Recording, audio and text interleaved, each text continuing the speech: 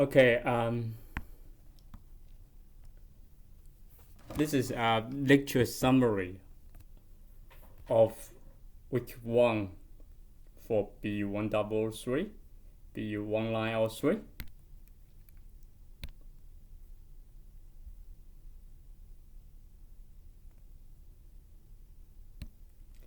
In week 1, we cover 3 important points. First one is we try to summarize what's happening in the economy by a visual diagram. We call this the circular flow.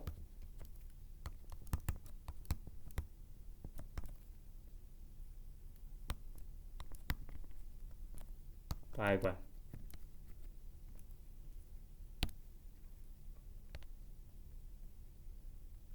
So in the economy, there are many agents in the economy.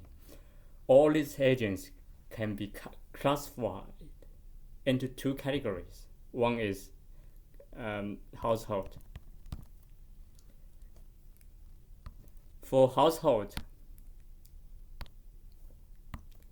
on the one hand, they consume goods and service. On the other hand, they own factors of production. For example, they own labors, they own capitals, they may own lines.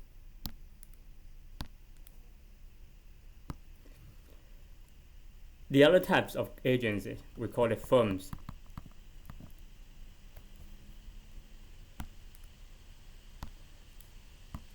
What is special about firm is they produce goods and service. On the one hand, on the other hand, in order to produce goods and service, they need to hire factors of production, which is labor, capital, land, all sorts of resources.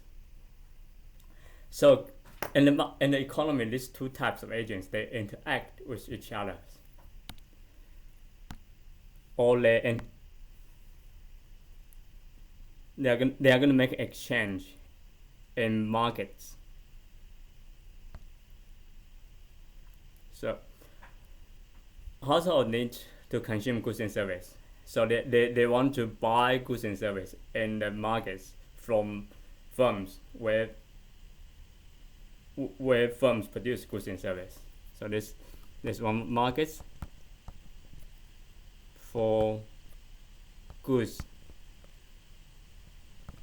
and service.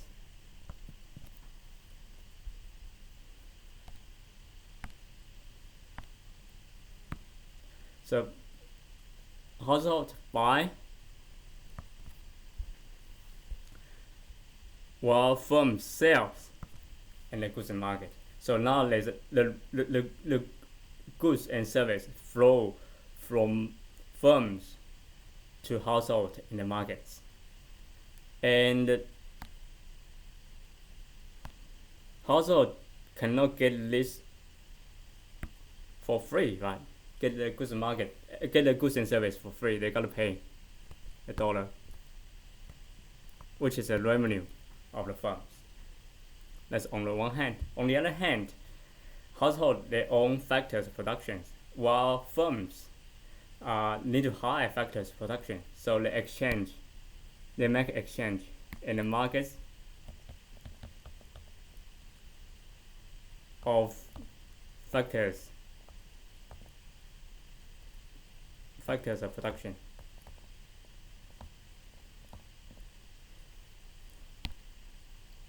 So in this market,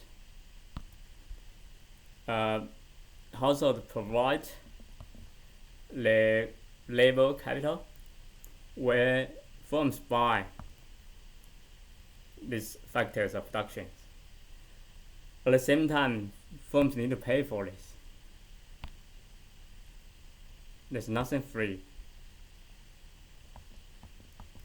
And this is a salary This is the income for the household. So now we see that this simple diagram summarizes what's happening in the economy in a very in a nice ways. And in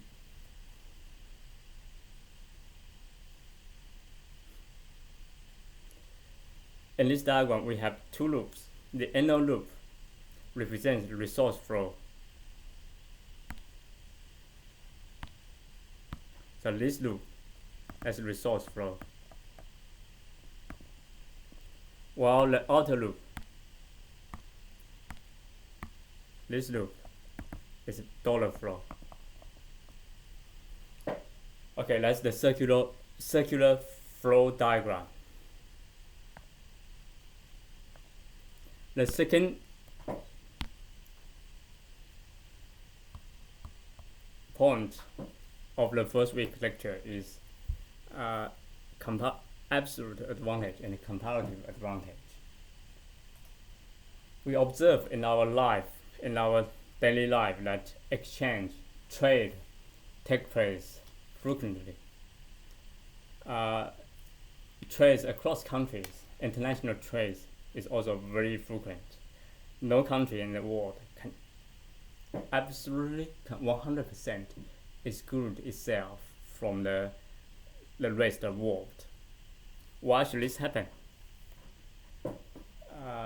This comparative advantage, absolute advantage, try to explain this. Okay, let me look at an examples. There are two persons, Monica. Oops.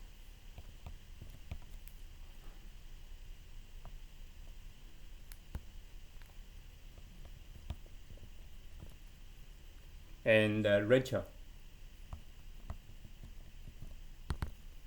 So Monica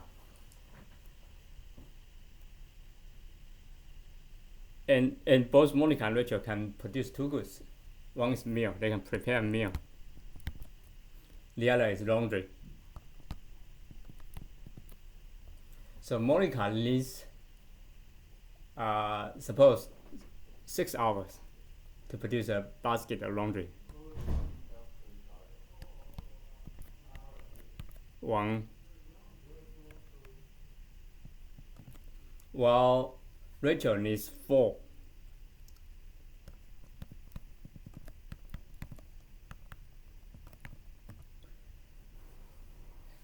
And meals,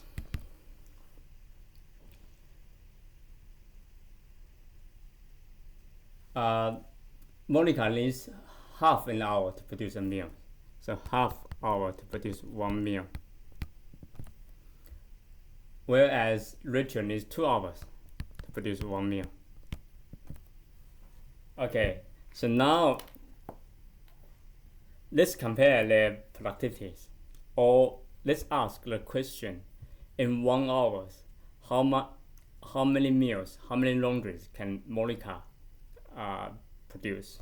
So in an hour,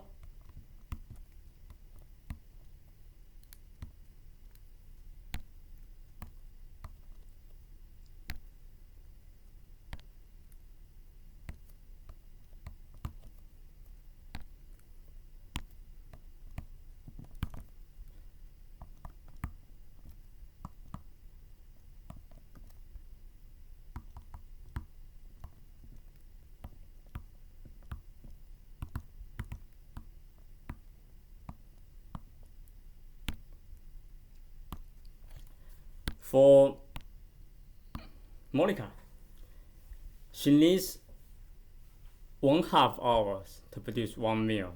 So in the hour, she can produce 2 meals, right? So that's her productivities of producing meals. She needs 6 hours to produce one laundry. So in the hour, she can produce 1/6 laundries. Similarly, for Rachel, she needs 2 hours to prepare one meal, which means in 1 hour she can produce 1/2. And she needs 4 hours to produce one laundry. So in the hour, she can produce 1/4. Right. Let's compare their productivity.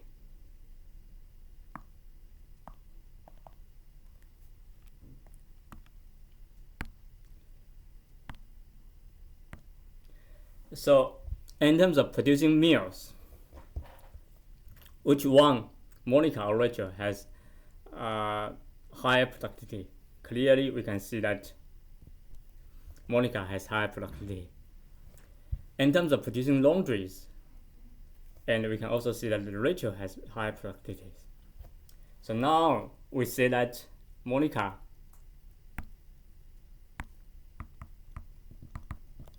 has absolutely advantage in producing meal. In contrast, Rachel has absolutely advantage in producing laundry. And the theory says that, and intuitively we're going to say that Monica should specialize in producing meals. Rachel should specialize in producing laundries. Then they exchange. Both of them will be better off. And this is absolute advantage. Okay, for comparative advantage, let me go back to the beginning. Okay, I'm going to change the number here. Suppose for Monica to produce laundry, rather than need 6 hours, she only needs 3 hours to produce one laundry. So now, if we calculate the productivities in 1 hour, Monica can produce 1/3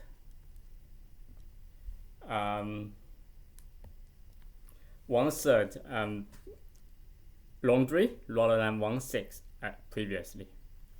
So now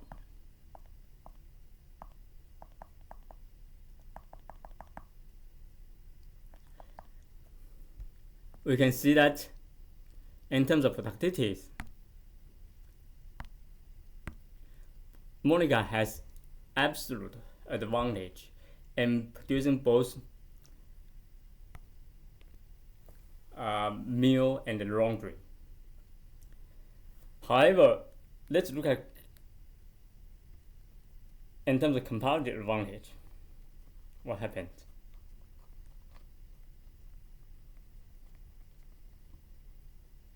In terms of opportunity cost. Opportunity cost is the value of second best option foregone. So that's the value that of second best option that you have to give up. Okay, let's further suppose that each Monica, each of them, Monica and Rachel, each of them have 8 hours. Okay, let's hold 8 hours later on. So let's consider the opportunity cost.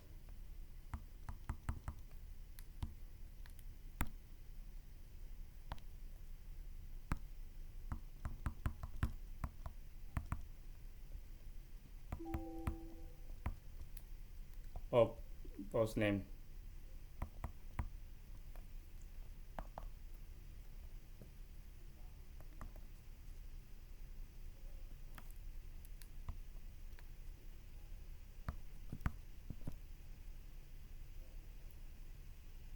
Meal and the laundry,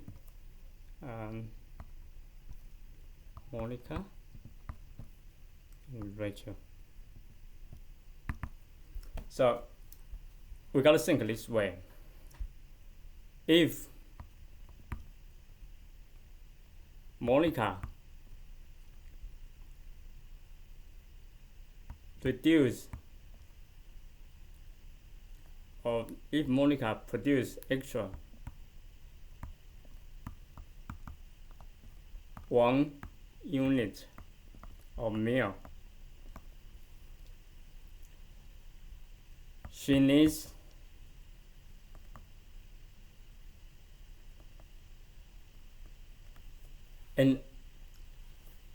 to produce one meal, we know that to produce one meal, Monica needs 1/2 hour. She needs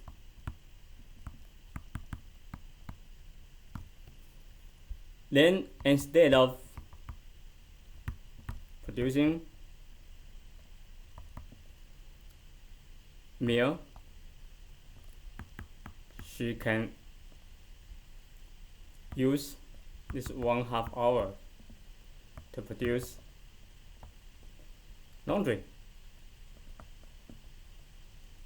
Then how many laundry can she produce? Let's have a look. In an hour, she can produce one third laundry.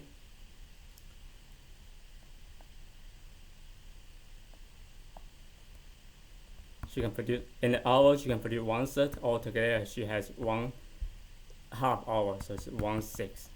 So this we see that if Monica produces extra 1 unit of meal, she has to give up 1/6 units of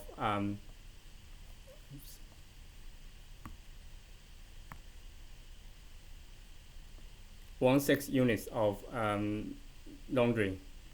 So the opportunity cost of producing meal is 1/6 laundry. And similarly, using the same reasoning, you should find that this is 6 meals.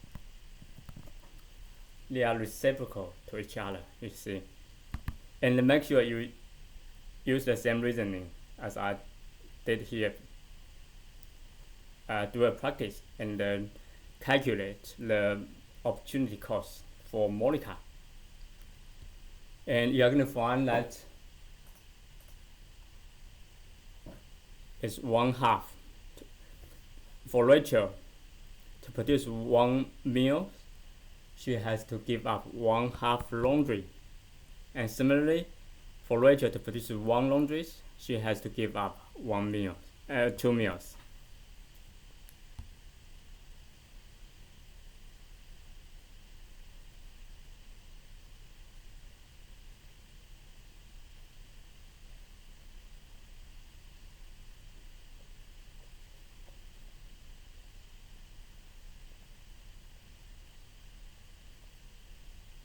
Okay, let's compare the opportunity cost.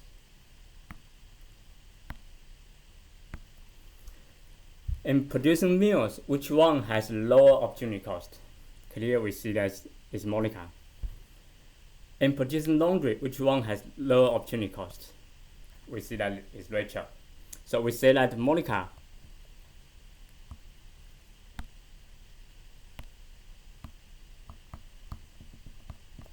has comparative advantage in producing meal. And Rachel has comparative advantage in producing laundry. And intuitively, we're going to say that both of them, each of them, Monica should specialize in producing meals and Rachel specialize in producing laundry, then they exchange. This is going to make them both better off. So that's comparative advantage. We can also look at the opportunity cost. This opportunity cost can also be shown in a diagram we call production possibility frontier. That's the third point we cover in the week 1 lectures.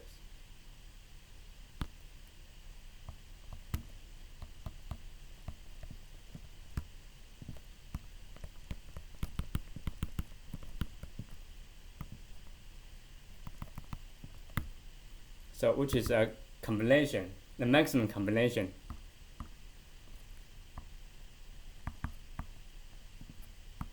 of products of laundry and meals that can be produced given the resource.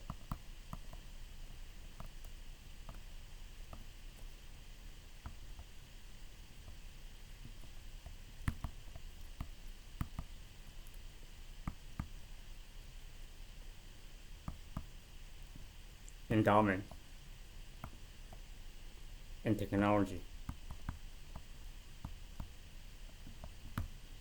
Okay. Suppose that each of them are endowed with 8 hours.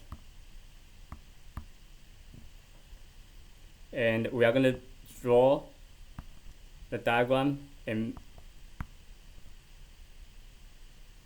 where we put meals on the vertical axis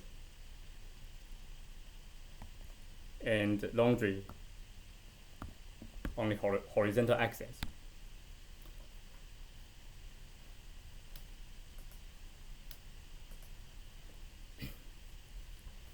Let's draw that PPF of Monica first.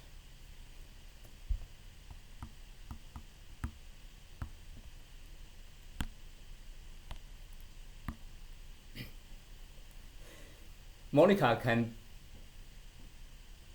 needs 1/2 hour to produce one meal.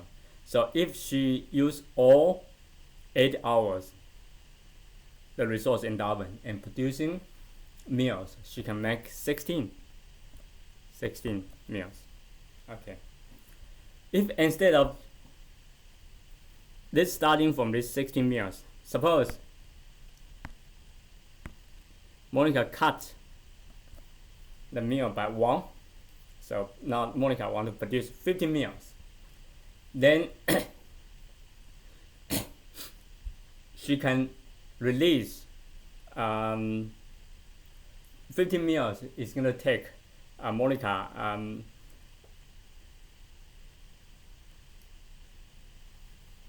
7.5 hours. So she released 1/2 hour. Then she can use this 1/2 hour to produce laundries. She can produce 1/6 laundry. So we arrive at this point. Similarly, we can think if Monica cut the meal by another 1 unit, then she can again release 1/2 hours. And using this 1/2 hour to produce 1/6 meals. We reach at this point, so on and so forth. We link all these points together, and that's the PPF for Monica. You should see that now the slope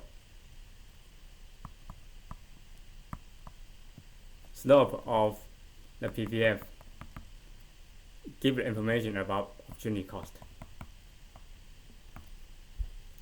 And you should also observe that this PPF is quite particular. It's a straight line. So it's a straight line, which means constant, which means as we move from the point up here to down to here, so as we move downwards, the opportunity cost remains constant.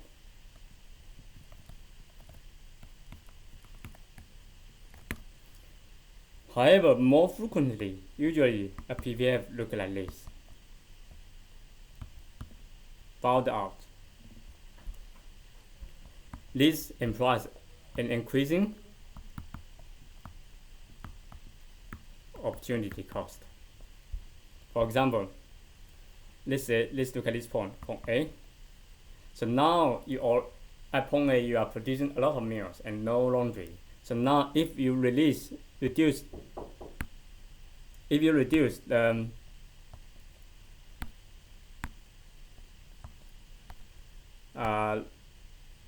meal by 1, then you released sometimes, and you use this time to produce laundries because you haven't produced any laundry, so you are very productive, so you can increase a lot. However, if you are at the point B, you're already producing a lot of laundries. So in these cases, if you cut the meal by 1 unit, you can only increase the laundry by a small amount because you are already producing a lot of laundry. All right, that's all about week 1.